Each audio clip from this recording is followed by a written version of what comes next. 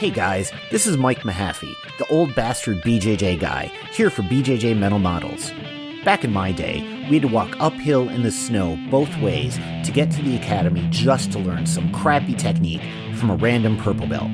You kids have it so easy because now you can just subscribe to BJJ Mental Models Premium and get tons of great audio courses to learn new techniques, enhance your mindset, and entertain yourself. You can even get personalized rolling reviews from some of your favorite BJJ Mental Models coaches, including me. It's like having your own seminar, you spoiled little whippersnappers. So what are you waiting for? Subscribe to BJJ Mental Models Premium right now, get off my lawn, and go train.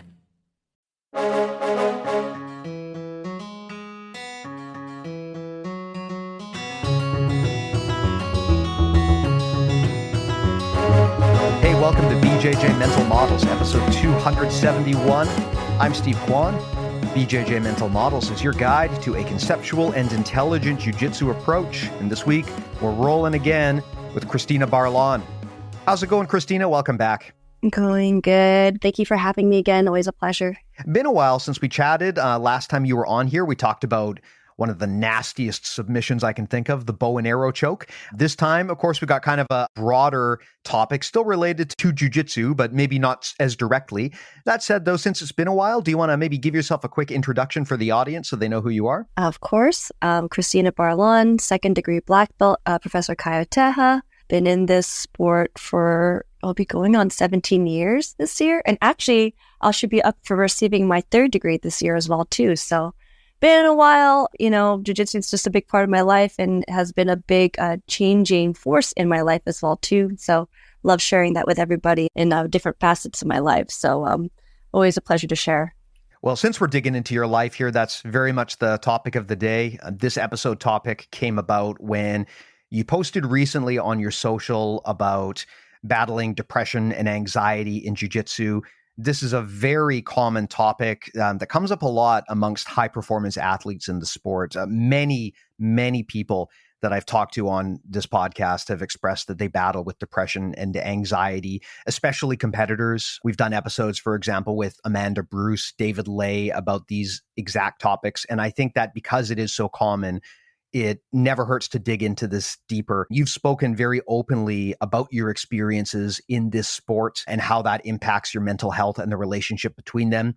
So with that said, you said that you wanted to discuss high-functioning anxiety in jiu-jitsu. I mean, I'll turn it over to you here.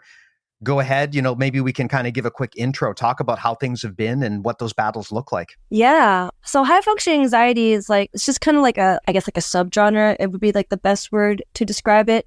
Right? Because there's no actual diagnosis for high functioning anxiety. You just get diagnosed with general anxiety, right? But high functioning anxiety would be kind of like that part of it where it doesn't look like you have anxiety, but you do, right? And that's why it's so prevalent, especially with high level athletes, high level competitors in particular, just because it's usually when you have certain levels of anxiety, it's pretty debilitating, right? When the stress levels get really high, when it's at its worst, it becomes very hard to do anything, right?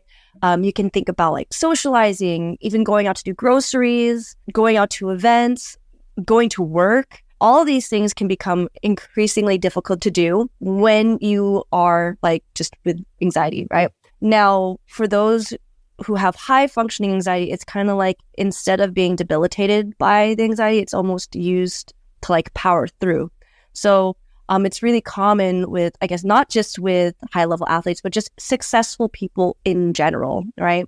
You could say if we are looking at anxiety as energy, it's all that energy just kind of gets compressed and gets put into doing something productive, which, if you say it like that, oh, I guess it's not that bad, but it gets bad because then we get things like burnout, and then we get things like trying to push beyond our limits and going past our capacities, because a lot of the times this high functioning anxiety can be brought up by feelings of not being good enough. So we have to try harder and do more and train harder, and we have to outperform and overperform, and we have to overfunction. We always have to do more because we're trying to, meet unnecessarily high expectations, right? And those expectations those can be like perceived or real, or maybe they're being put onto us by other people, right? In a competitive atmosphere, that could be our coaches, that could be our teammates. And a lot of this can also stem from even childhood. If you think about like if you were in a household where you were expected to perform a certain way. So now your value as person is now based off of what you can like achieve, right? So if you're not getting A's, or if you're not winning at tournaments, or if you're not being successful in everything, then that means you're not a good person or you're not valuable. So it's like this fear, right? And that kind of like powers everything. So it gets pretty dark and pretty negative fairly quickly, right? So there's, I guess, like the positive aspect of it where like, okay, we get stuff done, but at what cost is this happening? And yeah, I think a lot of people would be surprised with how many high-level athletes go through this, whether they talk about it or not, right? Because a lot of times too, because there is so much stigma behind mental health, it's really easy for those to think like, oh, I don't have anxiety. I'm just being a wuss. I am just being lazy. And so kind of like redirecting and not actually like we're diminishing actually our pain. We're diminishing actually our experience, like, and we're trying to like gaslight ourselves into thinking that we aren't actually anxious, or we aren't stressed, or we aren't operating under these conditions. So it can get pretty dangerous for many, but it goes on unnoticed most of the time because it's happening to people who are very, very, very successful. So I don't think people typically relate anxiety with success in the ways of like, oh, well, this person is always talking with people and they do really great seminars and they're so personable and they're relatable and it doesn't even look like they have anxiety, but a lot like underneath the mask, it's like a million thoughts per second and we're all just trying to control it. We're all just trying to be in control and ultimately we are not. And that's also another aspect of it too, is trying to remain in control when things like sometimes you just have to let go. We can't but my value and gold medals and people aren't going to like me if I don't win. So yeah, it's I wouldn't say it's an epidemic within the jiu-jitsu community, but I mean, yeah, I don't think people talk about it enough or admit it enough when they should. I know I didn't admit it right away. I'm really glad that you're bringing this up because like you said, I think that even though things have gotten significantly better in the jiu-jitsu space in regards to people being willing to speak up about this kind of stuff, there's still kind of a fear of explaining how you feel and sharing those deep inside feelings. Now, before we go any further, I mean, I do want to just always make sure that people understand the goal here is not to provide any medical advice or to help people self-diagnose, right? I mean, I have no medical background. I'm just a jiu-jitsu idiot on the internet. Correct me if I'm wrong. I'm pretty sure that you also don't have a medical background as well, right? No, I have the only medical background I have is in animal medicine. So definitely I'm not a mental health professional. None of this should be taken like, oh yeah, she's diagnosing me. No. I'm simply sharing my experience. So please, I would say take it with a grain of salt, but please understand that I'm just sharing my experience.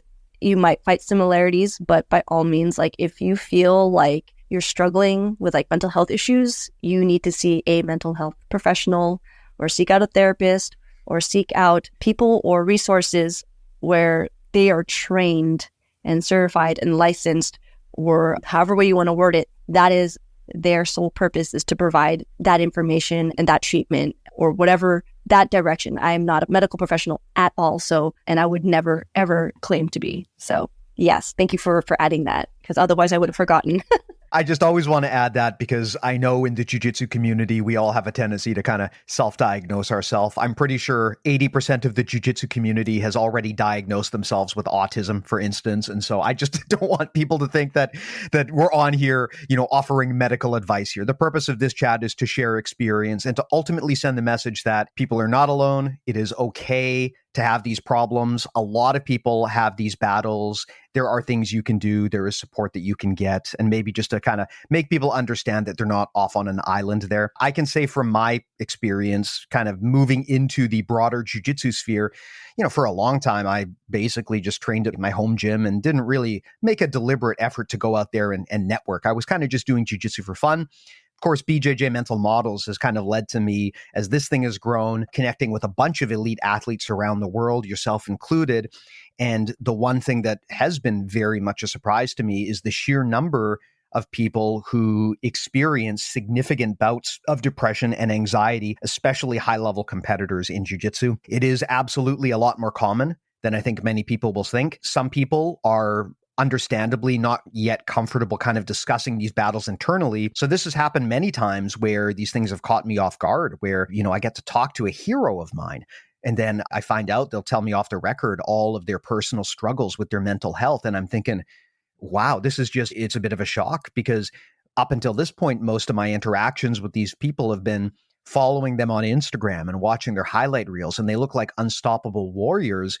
But then when you actually get to talk to them and unpack who they really are and what's going on in their heads, you realize, oh shit, these people are just like the rest of us, right? In fact, maybe even more so, because the pressure of being a professional jiu-jitsu competitor is very different from the pressure of a lot of other walks of life, right? I mean, I've said on the podcast before, one of the things that's tough about being a pro competitor is if you want to actually pay the bills doing that, you got to be in the top 0.1%. The performance expectations in that job are very, very high. I mean, in a lot of other walks of life, if you want to be a carpenter, look, as long as you're in the top 50%, you'll probably make a decent living, right? A lot of professional jobs work like that. But the feast or famine and the professional expectations on a pro jiu-jitsu competitor, it's very easy to understand why depression and anxiety are so rampant in a sport like this. Yeah. I mean, again, I was one of those who completely based my value off of how I performed as an athlete, right?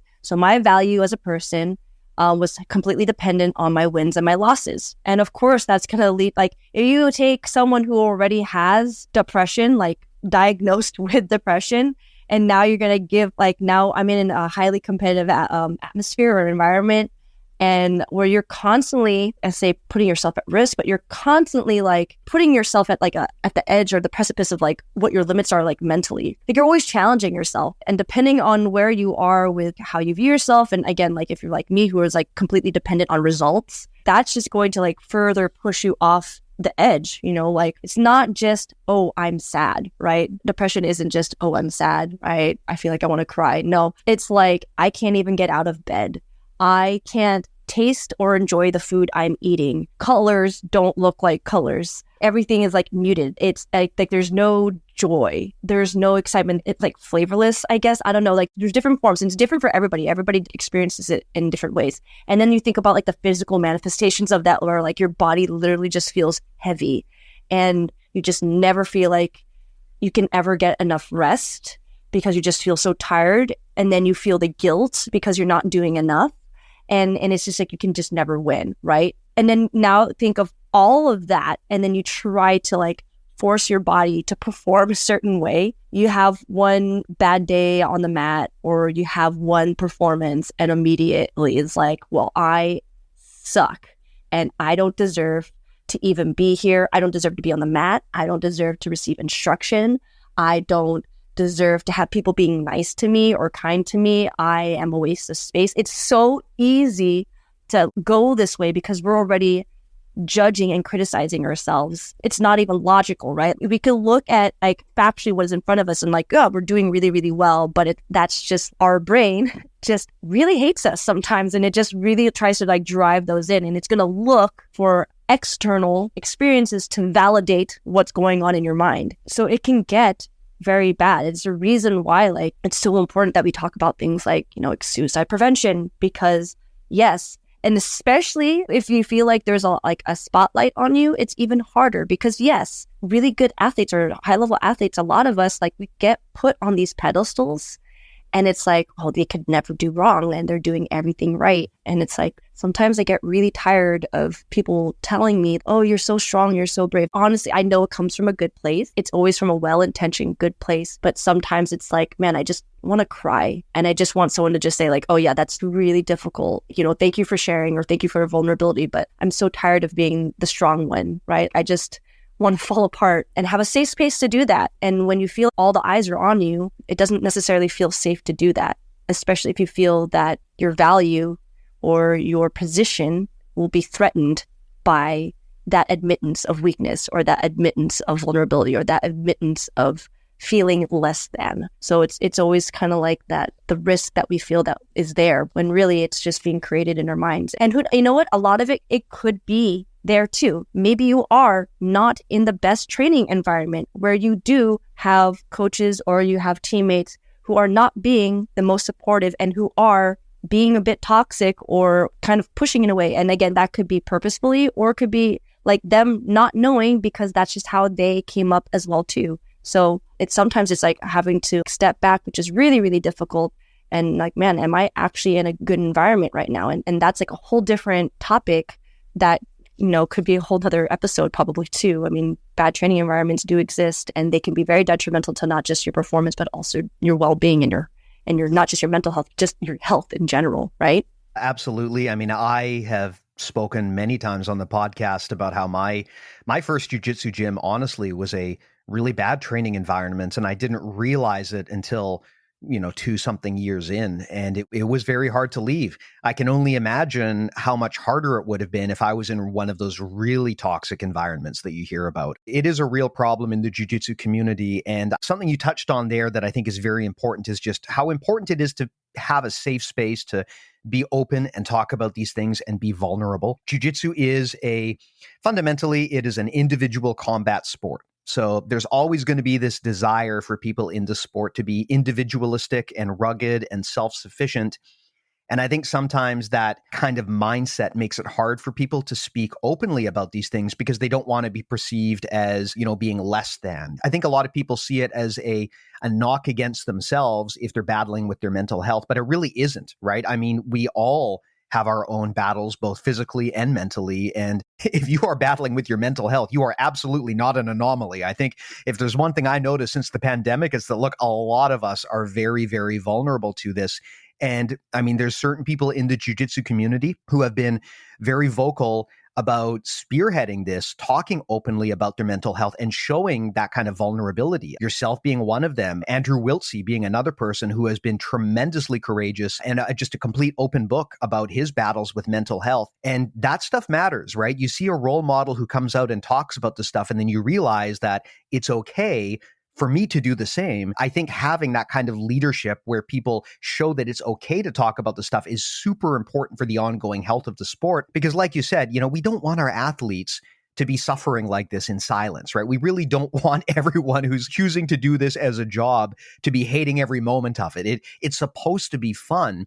And if there's anything that we as a community can do to help our athletes, I think it behooves us to do so. But that can only happen if we talk openly about what we're dealing with. Exactly, right? I think people forget that before I was the black belt at the center of a room, teaching techniques or, speaking openly at a seminar, I was just a white belt in the room, in the crowd, looking at the person in the center. Like, that's where we all started. Like, no one starts off as the black belt, and leading rooms of hundreds of people. No one starts off that way. Everyone starts off as just another body on the mat. And I think sometimes we kind of forget that, or like we lose that perspective. Oh man, like we see the end result and we forget about the process that it took to get there, or even that individual's, journey or their process to get there. It's really easy to just see the successes and like, look, this person, they showed up, they trained, and then they won some things, and now here they are, they're a black belt. Like, yeah, if only it was just that simple. And I know I'm really, really glad that, people are talking about it a lot more. Like you've had Erin Herle on here before, and I know she talks about it. Like, again, she's one of my best friends, very, very passionate about what she does, and specifically not just mental health, but like mental health and jiu-jitsu. And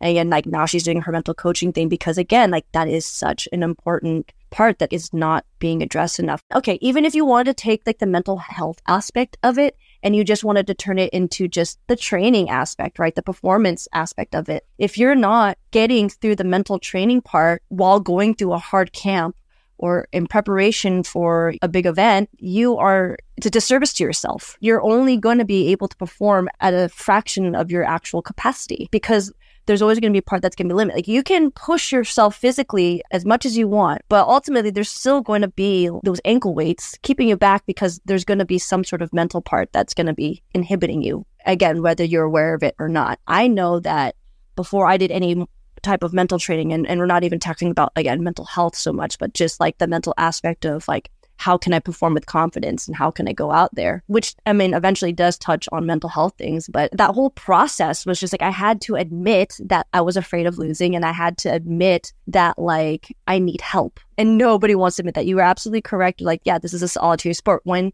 you know, how many times have you heard that like no one's going to come to the rescue? It's just you and your opponent, and nobody can help you when you're out there. It's, you know, you got to figure it out on your own. And so we make it like, well, that means I can ask my teammates for help, and or if I ask for too much help, then eventually they're not going to want to work with me because I'm just going to be too much. I'm too high maintenance, or I'm too much of a problem, right? When I was a purple belt, and this is when I actually started, that's when I actually started talking more openly about mental health and like talking about my traumatic experiences in my life and how that brought me to jiu-jitsu and how jiu-jitsu ended up essentially saving my life. Like purple belt that was the time when I just need to train harder. I just need to do private lessons.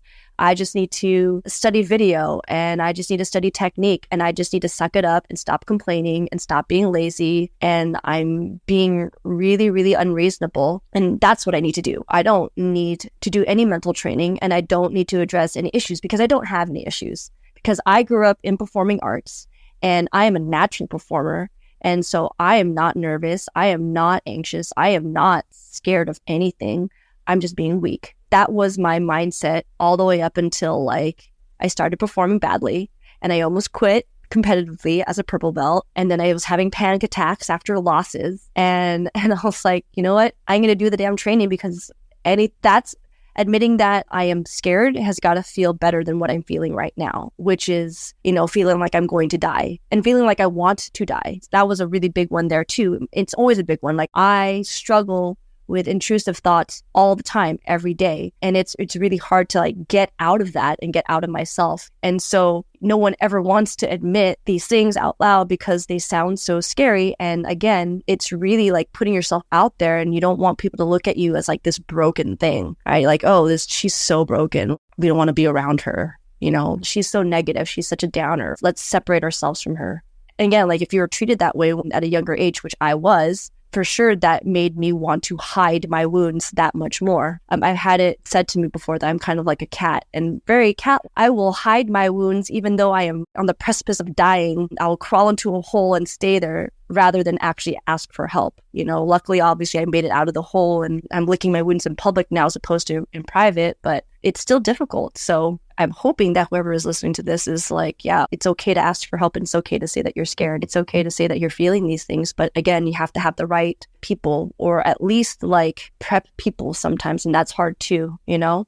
Not everybody does have a safe space to retreat to. Not everybody has a safe person that they can talk to. And that's where seeking professional help comes in, because again, these are paid professionals who it is their job to help you. So whether it's going to be, again, like somebody close or a professional, seek it out, because otherwise, again, best case scenario, you feel bad for yourself and maybe you just don't train for a little bit and it takes you some time to get back to the mats. That's the best case scenario.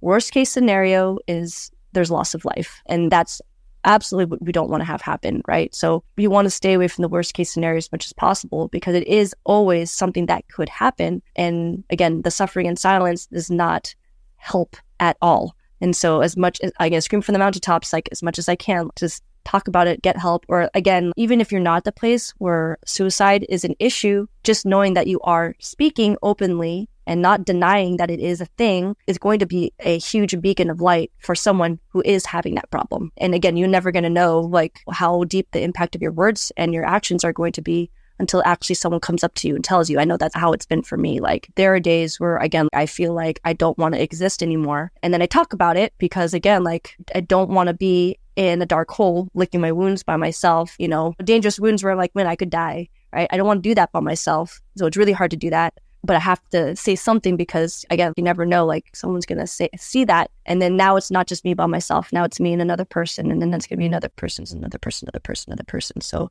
don't, I guess, believe the illusion. I won't say illusion because it's not like we're trying to lie to you. It's not like we're trying to hide everything with the success, but sometimes it gets really easy to miss it because there's so much good things happening. But again, sometimes the light outshines the shadows sometimes, but again, sometimes the brighter the light, the darker the shadow that is cast. So we've got to look at that too. Yep, definitely. Something I've been quite critical about on the podcast here is just the tendency of jiu-jitsu people to post these like very rugged, macho, individualistic memes on their social media. You know, I'm sure that you see a lot of pictures of like lions and tigers and samurai and talking about how, you know, challenge is great because it makes you stronger. And I mean, yes, all of that is true, of course, but challenge is only good if it tests you rather than completely breaking you. If you are completely overwhelmed, it's okay to ask for help. It's okay to admit that there is a level of challenge that is more than you can bear by yourself. You know, the old saying, what doesn't kill you makes you stronger. Well, that's not really true. Yeah, right? Yeah, it's not really true that what doesn't kill you makes you stronger, because what if it maims you? What if it just absolutely destroys you, right? I mean, not all challenge is going to lead to growth. Sometimes it can send you in the wrong direction, and it's okay to ask for help. And I always worry that this propensity of these like rugged memes that we see in the jiu-jitsu community, I worry they give people the wrong idea that, you know, they kind of make it look like if you're struggling, well, that just means you need to try harder. And that's not always the remedy, right? I mean, yes, that's important, especially if you want to succeed as a competitor, but the solution is not always just to try harder. Sometimes if the problem involves anxiety or depression, you need to reach out to your support group and get their help as well. So that's just something that I'm a little bit critical about when it comes to the way people talk about jiu-jitsu. I think that trying to make it look like it's all about just being tougher, that unfortunately downplays the importance of vulnerability. I mean, nothing really is tougher than being willing to show vulnerability. And that's something that people in jiu-jitsu often don't understand. Yeah, I mean, like, again, like you think about it when I'm playing guard, and I say this a lot. I say that when I'm playing guard, I want to stay safe. So I'm going to, keep my frames in. I want to keep like my knees a certain way, I want to protect my hips. And then when I'm teaching passing, I'm like, look, I'm trying to open all of this space up because I want to expose the soft underbelly. And I say that jokingly, but there's like also some truth to that is, yeah, in jiu-jitsu, nobody wants to show their soft underbelly, right? Like nobody wants that exposed. We're always trying to keep our core and our frames together because that's where we're going to be strongest, right? There's a reason why, we spend 9 months in the womb in the fetal position. And then whenever we feel threatened or a lot of times when we're in pain, the first thing that we're going to do is retreat into the fetal position because it is a very strong, safe position. And again, I joke a lot, or, Professor Caio actually says it a lot, where like when you're playing guards, like be the ball, right? So in my head, I'm like, yeah, fetal position, be the ball, right? You're going to be like this strong, round, like shape that has, again, that can take a lot of pressure. So yeah, I can understand like, yeah, you just got to be tough and don't show your underbelly. Right? Because somebody's trying to get to your underbelly. So you gotta, someone's trying to pass your guard. So you gotta protect your underbelly. And yeah, you don't need to try harder. Sometimes you just need to try less. Try that. Because again, with high functioning anxiety, the tendency, like one of the biggest things that like is a standout for those with high functioning anxiety is the need to overperform, to overfunction. So that immediately just says everything. We are trying way too hard. You're doing way too much instead of resting, instead of giving us our space to like decompress or to have time to like recharge your spirit or your soul or your mind. Because if everything is jiu-jitsu and training and get 1% better every single day, no matter what, you're burning the candlestick at both ends. Again, burnout is inevitable. It's not about if it's going to happen. It's going to be when it's going to happen, right? Because you are literally doing too much. And we do too much because, your opponent is probably training right now. And you think your opponent is taking rest rounds? No, they're training. It's that toxic mentality. Someone else is doing better than you right now, so you need to do more. Like, well, shit, I don't control everybody else. I can only control myself. And right now, I kind of need, to take a shower, and I kind of need to take some electrolytes, and I probably need a massage.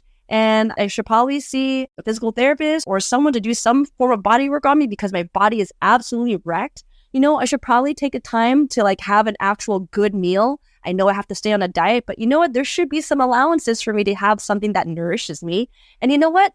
Maybe I should go watch a movie or take a walk instead of reviewing all these like videos of other people training and telling myself that I'm not good because that person is having this great performance, right? Stop trying to do more when you're already doing more than you can handle. Stop putting more on your plate. Just stop it. And again, it's hard to do it if you feel you need to meet expectations or you need to perform in order to validate yourself. You need to have results to validate your personal value, right? Really need to take the time to step away because again, that's where a lot of it happens. Again, it starts off, you could just have regular, I don't say regular old anxiety, the general kind, right? And then you have the kind where it's like you can't get out of bed because everything is scary. People don't understand this too. It's like I'm struggling with high functioning anxiety because people see me working and I'm smiling and I'm teaching. I teach 6 days a week, 23 classes a week I teach, right? I'm in front of people all the time. And I struggle terribly with social anxiety. In jiu-jitsu, it's fine because I have a task to complete, right? There's a goal. There is a job to be done. And so I take all the anxiousness that I have and I put the mask on and I put that in towards having the best class I can give or giving the best instruction I can do or being personal, being friendly and talking with new students or talking with the new parents or whatever it may be. But at the end of the day, I am burnt out. I have zero energy for myself and I just want to lay there. And can you imagine, I give myself the space to relax nowadays, but if I can imagine that I had the same mentality from maybe at the lower belts where I get home and instead of actually resting and saying that I'm tired and like, wow, that was a really, really stressful day, I'm telling myself, no, I need to study some more because otherwise somebody else is going to be better than me. And then they're going to receive the love and adoration or the admiration and they're going to receive the roses and not me, right? Like do less, try less. Don't try harder, try less. Again, we're not trying to say to be lazy. And again, I can almost guarantee you are not being lazy by taking a rest day. 99.9% sure that you are not being lazy. I am 99.9% sure that you are overworked and you have a lot on your plate and you haven't given yourself the ability to rest because you make yourself feel guilty for doing so. And that is something that we need to address and work on and really, really talk more about because, again, resting doesn't make you lazy. Resting makes you human. You're right. Amazing insights, Kristina. And I would ask you here at this point, what are your thoughts on how a coach or a gym or a community can support and assist with mental health issues within their team? And I ask this because from what I see, it really looks like in the jiu-jitsu space, most jiu-jitsu coaches are focused on teaching the jiu-jitsu side of things. I don't hear a lot of coaches talk about how they prep their athletes when it comes to mental health and confidence and mindset. Well, a friend of the show, Nick Perler, who runs the Perler Wrestling Academy, one of the best, if not the best, wrestling programs for high school wrestlers in America, he talks extensively about the importance of training mindset. We've got a whole 9-part premium series with him unpacking how he does it on BJJ Mental Models Premium. And I just don't see that kind of attention to this sort of stuff within jiu-jitsu. I mean, what are your thoughts on this? Is this something that coaches could do or should do when it comes to kind of helping their team with their mental health? Or do you feel that that's an overstep? Is it best if they don't get involved? As someone who's kind of in the middle of this, I would really want to hear your perspective on where you think the coach and a team can assist in terms of helping the mental health of the people around them. I would say it would be incredibly helpful to adopt skills that would help your students.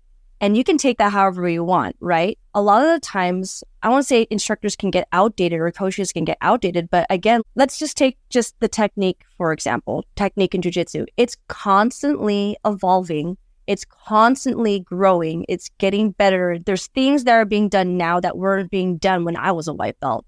For example, when I was a white belt, half guard was like the new shiny thing. I would say new, but it was the guard that, it's just a fad. It was the 50-50. Right? When 50-50 became 50-50, right? Like, it's a stalling guard. It's not really a real guard. It's just good to hold people in place. Like, that's how half guard was viewed. It's not a real guard, right? That's what I was told when I was a white belt. Half guard is not a real guard. It's not going to last. It's just this fad. And now you fast forward and half guard is a part of almost every single fundamental curriculum around the world, at least what I've seen, right? I know I teach half guard in my fundamentals curriculum, and I know a lot of other high-level instructors teach half guard in their curriculum, right? So information is always evolving and changing. So as times change, if a coach wants to, I would say, remain relevant, but a good coach is someone who, again, they know what they know, but they're also open to learning more, right? Because the knowledge never stops. You can always learn more skills. You can always learn more jiu-jitsu. You can always learn new ways to solve a problem. So good coaches will, anytime that there's a new development within the flow of technique, right? Can you think about when leg drags became popular, then barambolas became popular, then you got, now you would say the leg entanglements and the leg lock games now, right? When I was a white belt, no one dared talk about foot locks. That was the forbidden thing, like unless you want to be called a dirty foot locker. Now it's like everybody just wants in on the leg entanglement stuff. So on a technical level, a good coach is always going to learn new skills to make sure that they are most up to date. They are in the know about what is going on in the world. So why wouldn't you do the same thing with the mental aspect of approaching training? Because some days it's not going to be about getting more reps. Sometimes it's going to be about evaluating where your personal values lie and within yourself, and how you can tap into that to enhance your training, how to get the most out of your training, right? Knowing what kind of learner you are. Everyone learns differently. So having the skills, like, again, we're not professionals, but at least having the skills to recognize when we have students who are going through mental health crises, at least being able to recognize and see that, like, hey, usually this student is one way.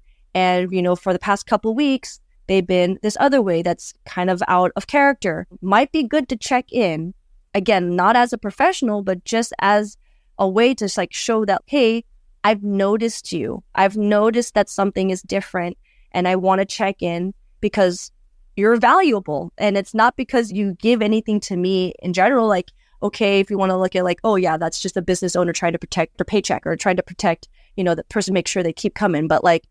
But if you want to be cynical about it, but no, it's protecting our students, right? Making sure that they have a reason, they know that they can come back. They know that they're in a safe place. The same way that, it would be really good for a coach to have first aid skills, right? That's something that anybody can do. You can go, I just actually did one last month where I did a CPR first aid, AED course. And I've never thought to do it once before up until I was thinking, oh yeah, I want to get my black belt certified by the IBJJF. But then I went through the skill course and I'm like, oh my God, this is really, really helpful information, so important, right? Because what if there isn't a professional nearby to provide aid? Well, at least I have these skills to make sure they stay alive until they could get to a professional. So then we think about that in the mental health aspect. I'm not a mental health professional, but if I can give just a little bit of support, that hopefully that will lead to that student getting the help that they actually need, seeing a professional who can actually do more. Again, it's not about, it doesn't have to be this big grand thing where I just, want to be, I hope everybody just wants to be a good person. I hope everybody wants to be a decent human being and just want to, pass on good in the world. But again, as a business owner, as a coach, it's good to have skills that help your students. And again, that can take so many different forms. And so, again, stigma or not, or I don't say benefit or not, if you want to be really good at what you do, that means getting the skills that it requires to be good at what it is that you do, or being one of the best in the world. Because if you're only good at jiu-jitsu, that's only going to be one facet of it. If you can't even communicate the jiu-jitsu knowledge that you have in your head, that's the big difference between you have some who are really high level competitors, but they can't teach for shit because they have issues communicating. How do I communicate the information that I have in my brain or that I know how to do naturally, and how do I pass it on to another person?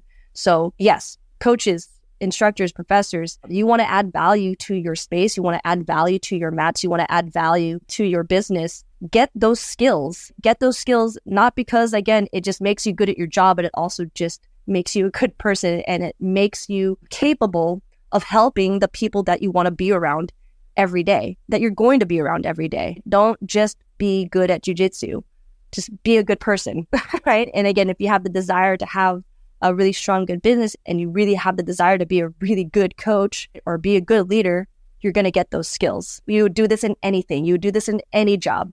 You want to get the higher tier job or you want the better title, you better do the work or the skills to get there. And again, this isn't an expectation or a pressure or anything like that, but if you aspire to it, right, then you're going to make the effort to do it. You will. And you will only benefit from it.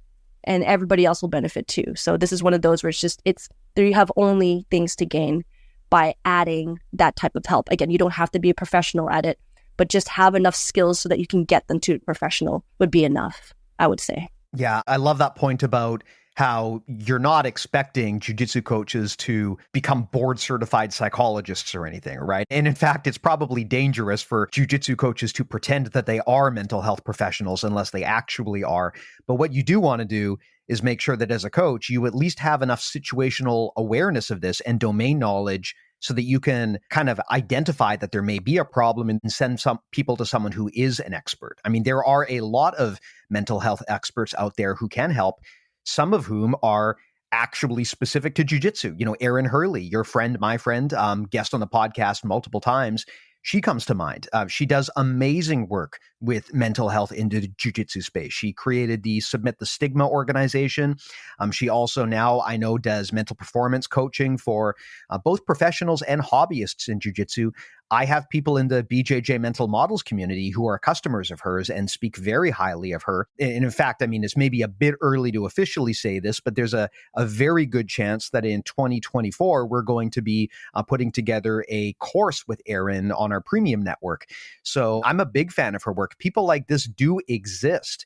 And, you know, as a coach, you don't need to, again, become the domain expert, but I think that it really behooves you as a coach to get enough knowledge of this that you can identify when there's problems on your team and to know how to get those people qualified help. I think that's a great insight that you brought up there. Yeah. I know it's definitely a big push for Erin to have that, because I know I took a course that when they had it, which was like essentially like a training course for, again, you don't have to be a coach. You could even just be a student or just be someone who goes and trains, but would like to have the skills to be able to, again, provide aid when there is a mental health crisis going on. Because again, like, it's the same thing. If someone is choking and they need the Heimlich maneuver, right? I'm not going to be looking around asking for a doctor. If I have the skills to save this person's life, I'm going to use those skills. We can worry about a doctor or a health professional. Like, I'm going to be telling someone to call 911. But right now, the thing that needs to be addressed right now is the fact that this person is suffocating and there's something lodged in their throat that needs to get out of there. Someone needs CPR. I'm not going to be asking for a doctor and waiting for a doctor to show up. I'm going to use the skills that I know to provide life-saving aid until the professional can get there. Again, these are like, I won't say exaggerated examples, you know, life or death examples, but it's relatable. You don't need to be a professional, but having decent skills to, again, recognize that there's something wrong. And even, again, just offering to listen if you have the space for it. Because again, just because you can doesn't necessarily mean you should as well. You got to think about boundaries. You got to think about where you are too. There's so many nuances to this, right? I'm never going to force a person to talk to me, even if I feel like they are in trouble or if I feel like, you know, like, oh, there might be in a crisis. I can't force anybody to do anything. Consent is a thing. So, but extending a hand or offering an ear, especially if you have being able to hold space, is incredibly powerful. And making people aware that it exists, that space exists for them, is incredibly empowering and can be a huge relief for many. Because again, up until somebody says, hey, you know, thank you for sharing, I go through that too. We're all on our own little islands and we're all in our own heads thinking that we're all alone, because that is what depression does. That is what anxiety does, right? It's all in our head, and that world only exists within us because it stays there. So until we actually say something, we speak out loud, and we bring it to life or we bring it out into the light, does it exist for other people to observe? And that's the only way that other people can find you as well. So yeah, I'll say I'm asking this of the listeners, but I would say consider it. Consider getting those skills. Take a course in at least being able to recognize when someone might need help and practice some patience and some compassion. And yeah, just be a genuinely good person again, because I want my students or my training partners to come back every single day. I want to see them on the mat. And again, like, it's hard for maybe sometimes the students to think that of me because they're like, oh, she's so busy. Or again, like, this is so easy for her. It's not easy. I had to work really, really hard for things to look as easy as they are, right? And I just carry it well. I carry it better than most.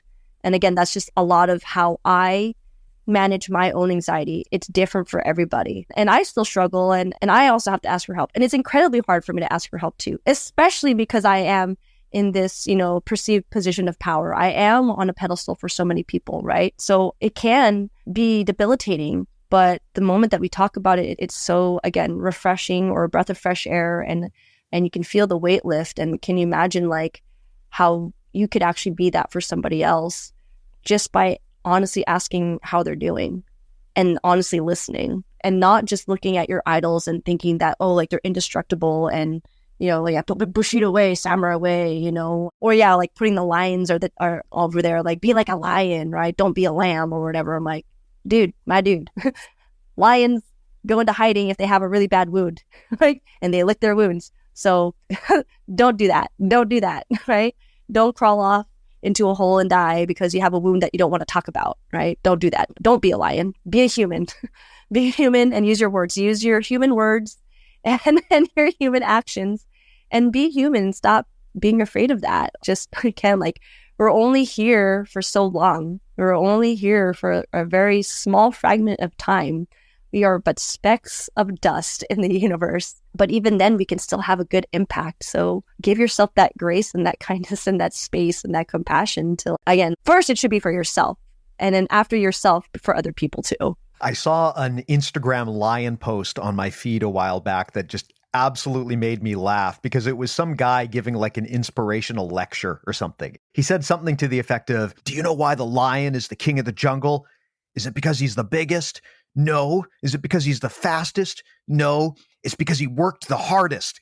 And I'm thinking, what the fuck are you talking about? That doesn't make any sense, first of all. And also, lions are incredibly lazy. They sleep like 16 hours a day. Like, none of this shit makes, all of this inspirational lion shit is so dumb. And as soon as you start unpacking it, you realize it's silly. But yeah, I think it's important for people to understand all of that like Instagram lion samurai meme shit is not reflective of how human beings actually should work. You know what it should be? Because it's always like, be a lion. It's like a male lion with the mane and everything because it looks all cool. But like, if you want to be a lion, be a lioness, because they do all the work. They do all the hunting. They do all the shit. They do all the hard work. It should be a female lion on the front, right? Like, not the one. Yeah. Shouldn't be the male lion. Male lion, again, this isn't trying to be like a sexist thing. This is just nature thing. Like, they're just there to like secure land and make sure that like, no one encroaches on like their territory and, breeding rights. But that's not what jiu-jitsu is. No one is going to be walking in, I'm here to fight the hardest for breeding rights. Like, don't be that creep. Don't be that guy. Right? And yeah, they sleep 16 hours a day. And yeah, like, don't be a lion, be a human. Humans are much cooler. I mean, like, I love lions. I'm a Leo. Like, I get it, right? I'm fierce. I'm strong. I'm courageous. I'm brave. But you know what? I also like my nap. I love my naps. I love napping. I love sleeping. Oh my God, do I love getting a good sleep in. And you know what? You should too, because you're probably overworked and really tired. And you probably need to get a good night's sleep. Take some magnesium, some melatonin, drink some water, hydrate, and take a nap. And you probably need it. They'll probably give you a good, nice physical reset so that your brain will feel better. I could probably say that a lot of the times, if I'm feeling like overly anxious and I feel like, oh, I just need to be productive, I need to full stop and be like, you know what? I probably just need to take a hot bubble bath and maybe get a massage instead. I probably don't need to work harder. I probably actually need to work less. And that might maybe actually help a little bit. Because again, the anxiety is crazy. Like, it makes your nervous system, again, it's the fight or flight mode or the flight or freeze, right? And so it's easy to get paralyzed by it. And if your thought is, I just need to do more, like, no, maybe sit down, sip some water and get a foot rub or something, because you were more likely doing too much, not enough. That's one other thing that you've touched on here, which I actually wanted to make sure we bring up, which is compassion and empathy. Something I want to address here, because I think it's been around for a while, but it certainly feels like it's getting worse, is just the amount of toxicity that public figures and competitors are exposed to in the jiu-jitsu space. It's kind of uncomfortable in a lot of ways. And I know that a lot of people probably aren't thinking too hard about the implications of what they're doing when they start just trolling and talking shit to people on the internet. And I know a lot of the time too, when you've got some pro competitor and you just start sending them nasty messages and telling them how much they suck, like, you think that this person is just this, unassailable rock and they can handle the criticism. But I would encourage people to be empathetic about that and understand that all of these jiu-jitsu people on the internet, they're human beings too. So if there's an athlete that you have critical thoughts on, if you want to criticize them, show some humanity in that, right? If you're going to go on Reddit and post a giant diatribe about how much this person sucks, like, understand you're directly attacking someone and you could be directly impacting their health in a very toxic way. And I think when people launch into these like internet drama diatribes, they don't understand the potential harm that they can be causing. And I would encourage people to think about how they would feel from the other side of things, right? Think about how you would feel if you woke up one morning and there were 1,000 people tagging you on Instagram and Reddit and talking about how much you suck and how bad you are at your job and how they hope you go away and you're never seen again, right? And a lot of people get that. A lot of competitors get that. There's so much criticism about them. And that people would never, ever share that kind of criticism to someone's face, right? Like, you would never walk up to someone and say to their face some of the awful things that you say on the internet. But God, I look at some of the comments that my friends are subjected to and some of the guests that we've had on the podcast, and it doesn't matter how stoic you are. If this is part of your ongoing life where you wake up and you get like 10 to 20 messages like this a day, just shit talking you publicly, that is going to take a toll on someone's mental health. And so I encourage people before they post that comment to think about the humanity on the other end and think about how this interaction should look like and whether this is something you would really say in person, because it's too easy to dehumanize the other person and yourself with internet dialogue. I mean, if you really need to criticize someone, I would also suggest thinking about whether it makes more sense to do that in private.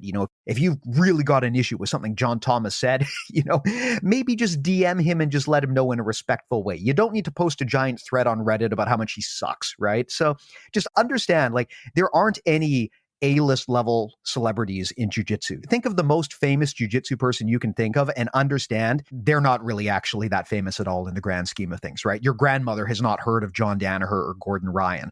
So just understand that, like, these are regular people. These are not ultra rich Hollywood celebrities. It's not fair to be attacking a lot of these people the way that they get attacked. And I would just say that for the benefit of everyone's mental health, just maybe cool off a little bit before you post that comment online. Yeah, there are trash people in the world, and there's just people with not enough emotional intelligence or compassion or just common sense, there's just some people who kind of come on or go out there and they're just like, that's just how I am. I'm just brutally honest. And I'm like, you're not being brutally honest. You're being an asshole. You are being mean and you're being rude. If you wanted to give honest criticism, you can do that without insulting somebody. You can critique whatever it is that you're trying to critique without questioning someone's intelligence or their ability or just straight up being mean and attacking their character. Think it through, right? Again, sometimes that's a big ask. Sometimes it's a really big ask from certain people, right? There's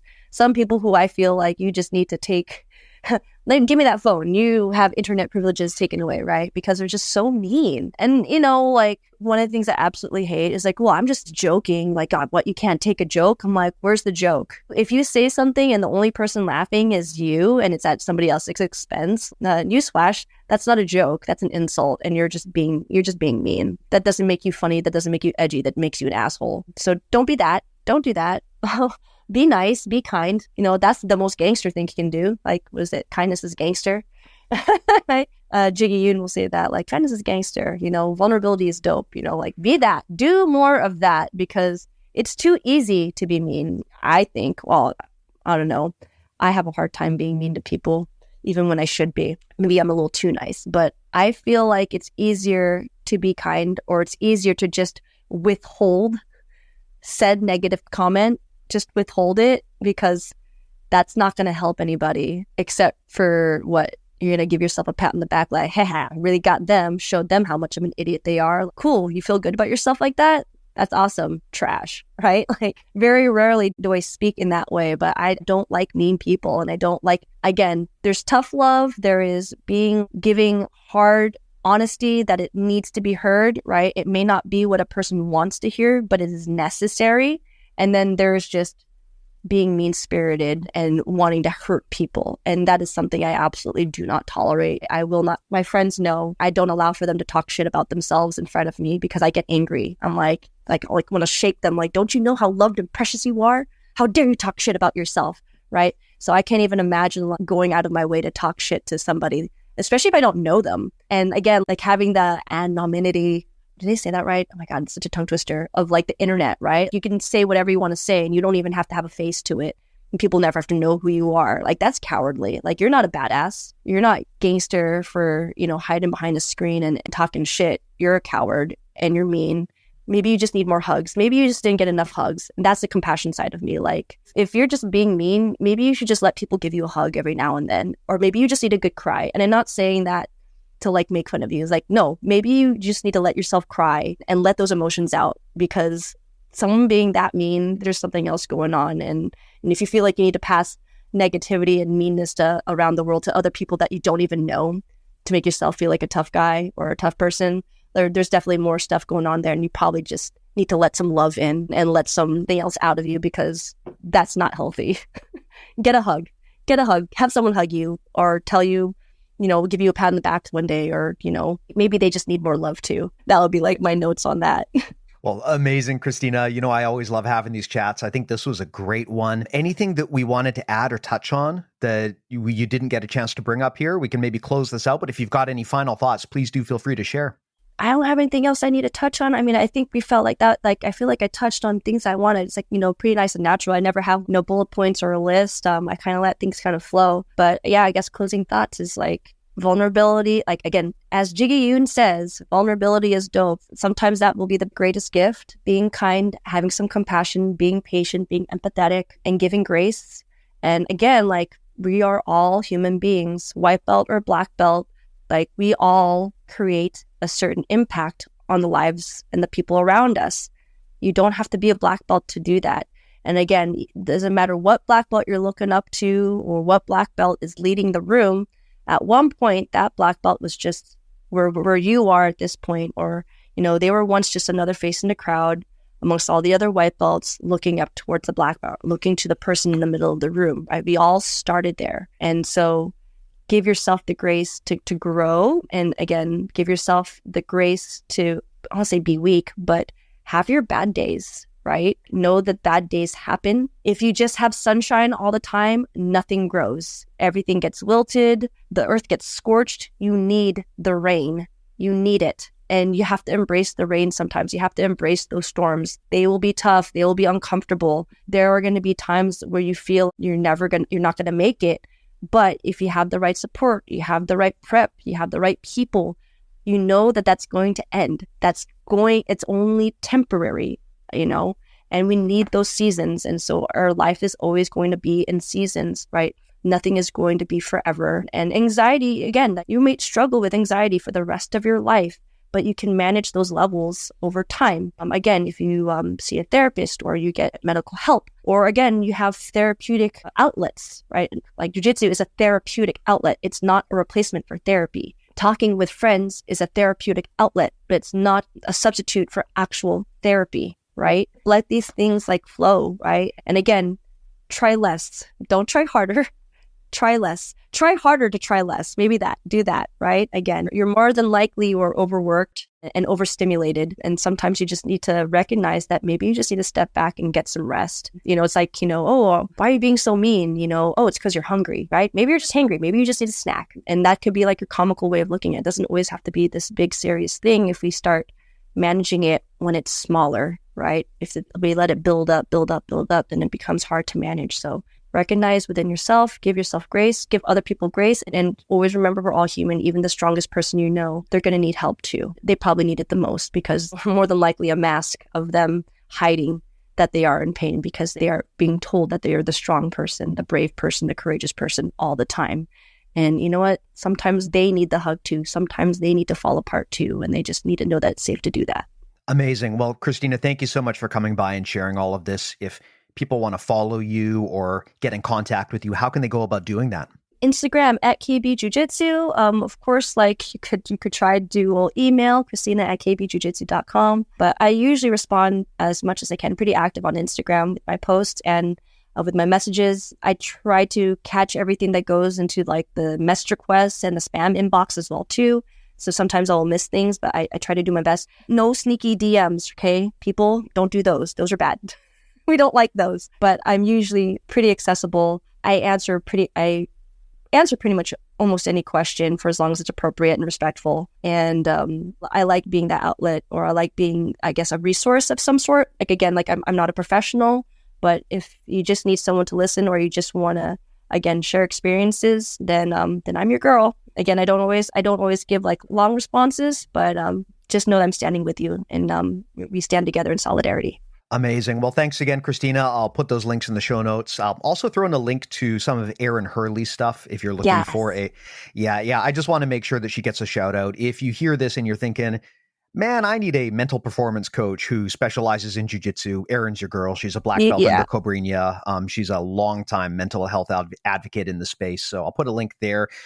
Probably also worth saying, this isn't an official announcement yet, but Erin has agreed to do a full premium series with us on mental performance on BJJ Mental Models Premium. So I'm hoping to do that later on in the year. So that's probably coming soon there too. I guess is as good a transition as any to plug our stuff. Everything we make is on bjjmentalmodels.com. Podcast is completely free. It's all up there. You can grab it there. You can load it into whatever podcast player you want, or just get it off the website. You can also sign up for our newsletter.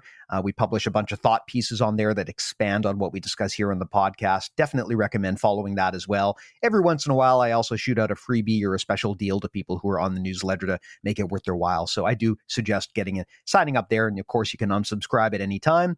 Beyond that, if you're looking to take things up to the next level, BJJ Mental Models Premium is how we float the boat around here. You can sign up from the same site, bjjmentalmodels.com. Why would you want to do that? First of all, because you get access to our massive and ever-growing catalog of jiu-jitsu audio series and premium courses. The way I like to describe it is, think of masterclass, but for jiu-jitsu. We get a lot of really cool opportunities to sit down with some of the most interesting minds in the sport and unpack how they think about strategy, tactics, concepts. So if you're looking for a supplement to kind of traditional jiu-jitsu instructionals that spend less time going over like technical minutia and more talking about strategy and concepts, this is, in my opinion, the best place in the world to do that.